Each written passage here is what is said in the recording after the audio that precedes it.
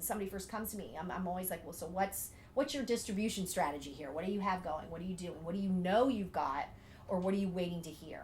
And what's the timeline on that? And that's how we figure out then the press strategy timeline.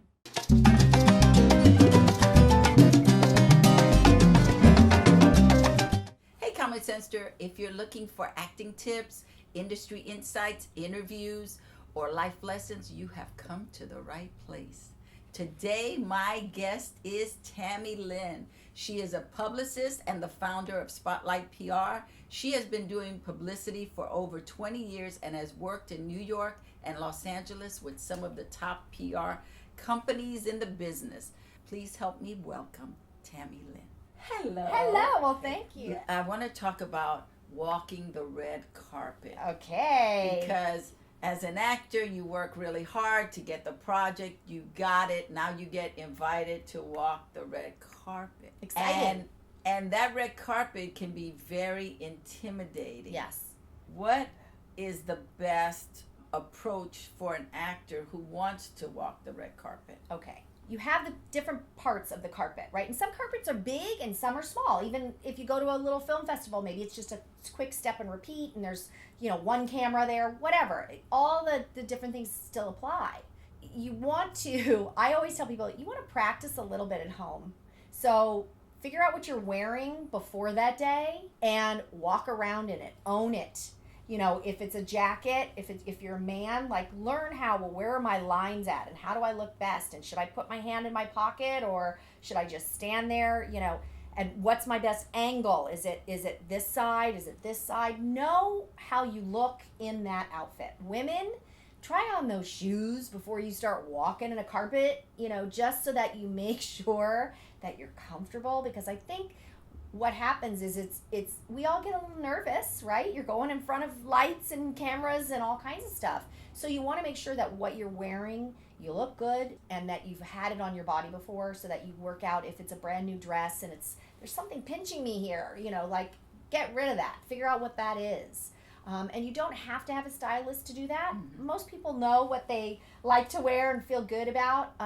You can get a stylist if you want, but you don't have to. But when it comes to the carpet, usually once you get there, there's a handler or somebody who's in charge of the list, right, that's got your name on it. So you need to find them immediately. That's the first person you should find. And I always tell people, arrive on the earlier side. If you've got celebrities involved in the project and there's going to be a bunch of celebrities there, if you go early to the window, they're going to come late. Always, right? They're going to come within the last 15 minutes, probably 15 to 20 minutes of the window of the carpet. If you have an hour, come within the first 20 minutes. You're going to get more opportunity because there's nobody else there for them to shoot or for them to talk to. So the chances are you're going to get a little more of a window to take your photos, to maybe, again, often you have the photographers first, and then on down the carpet there might be somebody there with a camera to do a quick little interview. So and sometimes though, if it's a bigger thing, they have the cameras and people interviewing you at the same time. And going down the line, a lot of times they're asking you the same question. Yes. So you have to come up with 3 to 5 different ways of answering that question, so it's not the same answer. Yes. You need to talk in sound bites, and what that means is have 1 to 2 sentences to explain what your project is, like the storyline, the synopsis, and how you fit into it, what your role, and make sure you don't give away what you shouldn't be giving away, right? So you want to make sure you're teasing it without giving away the goods. But yes, you want to make sure that not every answer is exactly the same, because not only will you be like a robot by the time if you're doing it, answering the same question 6 times, it's not going to feel fresh or fun or whatever by the time you do that. So figure out a few different ways in which to say it, keeping it simple, because they don't have a lot of time. Typically on a carpet, it's not like a full interview where we're like what we're doing, where you can have time to talk in depth. They need something fast so that they can cut it in, because they're going to interview a lot of people and they're going to put one segment together about that project. And I would also encourage and forcefully say, bring someone with you to walk you through. Like Tammy Lynn, you should not walk it by yourself. Well, and or it depends on the size of the carpet. I do think it's smart to have somebody there if it's a big carpet and a big project. Because you get lost. You do get lost. And what they do is go ahead of you and set up those interviews so that they're like, okay, and Lydia, you're going to go next, you're going to go here. And then they move you on down. And it makes it less intimidating, because that carpet can get very intimidating, especially if everybody's there at the same time. Exactly. And you can't get there if it's a bigger award show. Right. Or a bigger situation. Yes. They're bringing everybody kind of together. Like, it can be a little bit of everybody's moving at the same pace, pretty much. It could be a little hectic. Mm-hmm. So it can, which is why go early, because there's fewer people there. They're going to have more time because they're still working out the bugs and figuring stuff out, and you won't be competing, because that's the thing, is you don't want to be competing with a celebrity for the attention of a reporter, because they don't have time care for about you. Exactly. They're going to go to the one that's the bigger name. Yes. Unfortunately, that's just the way life is. Yes. And that's okay. That's why I tell people, go early before all those other people, those big names, really get there. Yes. Because they're looking for, well, we're here. Who's here? Who can we talk to? Who's available? And that's then when you're like, I am, and here's who I am. And usually on a carpet, they will have some way of introducing you. They have a card with your name and the project. You know, if you're associated and involved in the project that everybody's there for, it's much easier. You're going to have more opportunity than if you're just a guest, you know, somebody who's gotten on the list to walk the carpet. Yes. Always have a project coming up. You know, you need to have something to talk about, but also know why you're there and who you're supporting. If it's an event where it's not a premiere of like a project, but it's in some big event that you're at, know what the event is. If it's a nonprofit type thing or some sort of situation where it's a fundraising type thing, know a little about what that organization is and what they do and why you're there, why you're supporting it, because that's going to be inherently a question that you're going to get asked. I don't think, we see the red carpet, we see, it looks glamorous. When you see actors who've been doing it a long time, they make it so easy. Oh, yeah. They have figured it out. And I think it's important for younger actors or actors who are just starting to find tiny red carpets. Yes. To get used to it. Well, and that's why I say if you are part of a project that's on the festival circuit and they have some sort of, even if it's just a quick, easy, step and repeat, maybe there's one photographer there, maybe it's just a backdrop and you're doing your own, and bring a friend to, I always say bring a friend to any red carpet and to have them snap a few pictures of you too, because then you own those.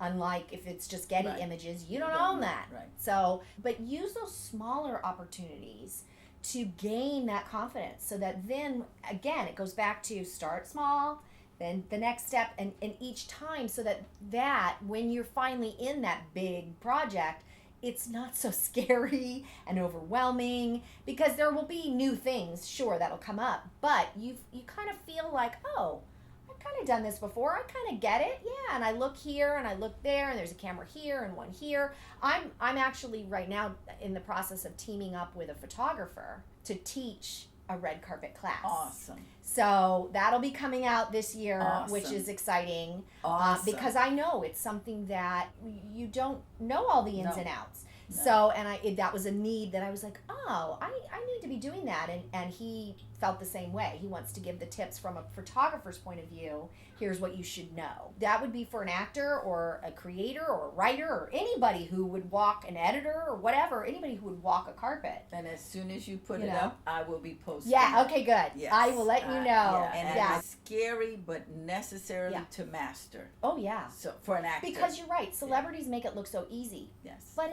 it wasn't for them to begin with. Right. And the reason it looks so easy is because they have somebody helping them prepare. They're practicing.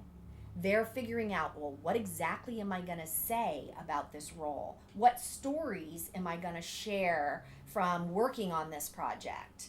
That's what you need to have. Like, okay, so if I'm on the carpet, this is the kind of, I need to keep it small and short, and this is the story I'm going to tell, or this is what I'm going to say. But if I'm in an interview, in more of a talk format, sort of situation, I need to have stories to share with people. So what am I keeping tabs on? I always tell people, keep a journal when you're working. Write down the stuff that you learn, the stuff that's funny, the behind the scenes things that are, shock you, or just things that you can then pull from later that we always forget. And then you're like, oh yeah, that happened.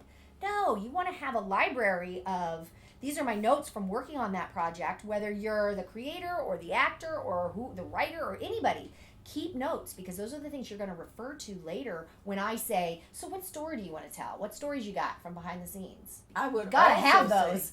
I would also say to get your smartphone out. Oh yeah. And have a friend ask you the question, and you say it to the smartphone. For sure. And just so you get practice. Yes, because it's a skill, right? Is. Like anything. It is. And it needs to be practiced, but not over rehearsed, right? You can't look like a robot, but it has to feel natural, has to feel good, has to feel authentic to you, but it has to still feel polished. Right. And you also want to look like life is great. Exactly. Life is always great when you're on a carpet, right? Yeah. You want to feel like, oh yeah, I do this every day. Exactly. And teaming up with your peers is the easiest way to do that, right? Yes. Create some sample questions. And they're, the questions that are usually asked are similar. So tell me about the project. What's your role in the project? How did you like working with so-and-so? Exactly. What was it? Oh, you shot something in the snow. What was that like? How cold was it? Yes. It's just those kind of things that people, there's a list of about 7 or 8 questions that you see all the time. And all you have to do is watch some red carpet interviews to see, well, what are they asking? What's the kind of stuff that they're asking? And you can get a feel for, well, that's probably what they'd ask me too. So let's use those to practice with. And then practice.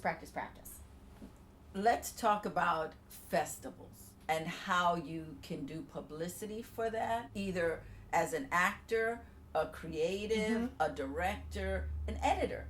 How can you start taking advantage of having your project in a festival? So I work with indie creators all the time, indie filmmakers who are launching stuff. There are definitely press outlets that cover festivals, that cover indie projects, that whether it's a web thing, web series that you created, or a TV series, or a film. Who are some of those outlets? Well, they're all pretty much any of the entertainment outlets. Oh, okay. If you just you can Google search, indie films, indie film festivals, and see. Also, go to a festival. If you're in a festival, go to the website that they put up and see if they have a press page. Oh, and that's see smart.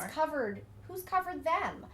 Google search the name of that festival and see what outlets have reported about their lineup and what they're doing, because that'll help then you to figure that out. Also, the city, whatever city you're doing it in, well, those outlets might have interest in that because it's an event happening in their town, especially if it's a smaller city, and a lot of filmmakers are getting into festivals in the city where they shot, like if they shot outside of a big city and it's a smaller one or whatever, and they have a festival, they're doing them there. And that's when you have then a local tie, and they like to cover things that are shot in that city, and then they're going to premiere or screen. Even if you're not premiering there, but you're still screening it there, that's okay.